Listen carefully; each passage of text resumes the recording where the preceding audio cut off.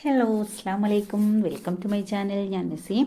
അപ്പോൾ നമുക്ക് പെട്ടെന്ന് കുക്കറിൽ റെഡിയാക്കി എടുക്കാൻ പറ്റിയൊരു ബീഫ് കറിയാണ് കേട്ടോ.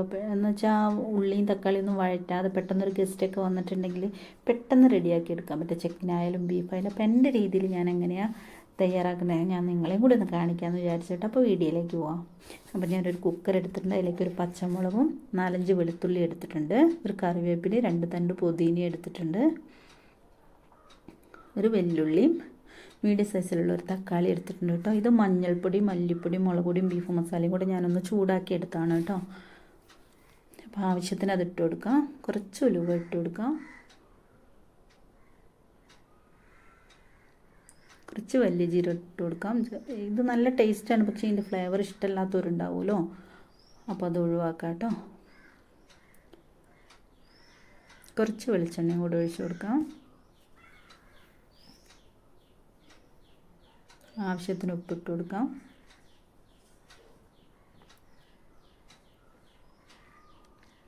ഞാൻ 1/2 കിലോ ബീഫാണ് മേടിച്ചിട്ടുള്ളത്. അപ്പോൾ അത് നന്നായി കഴുകി വൃത്തിയാക്കി വെച്ചിട്ടുണ്ട്. അത് ഇട്ട് കൊടുക്കാം.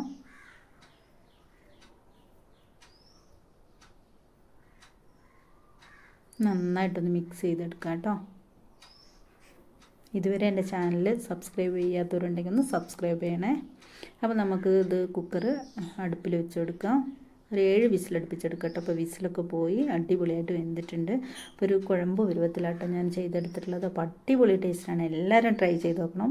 അപ്പോൾ വീഡിയോ ഇഷ്ടപ്പെട്ടാൽ സപ്പോർട്ട് ചെയ്യണേ. ഇത്രയേ ഉള്ളൂ എൻ്റെ വീഡിയോ. അടുത്ത വീഡിയോയുമായി വരാം. ടാറ്റാ.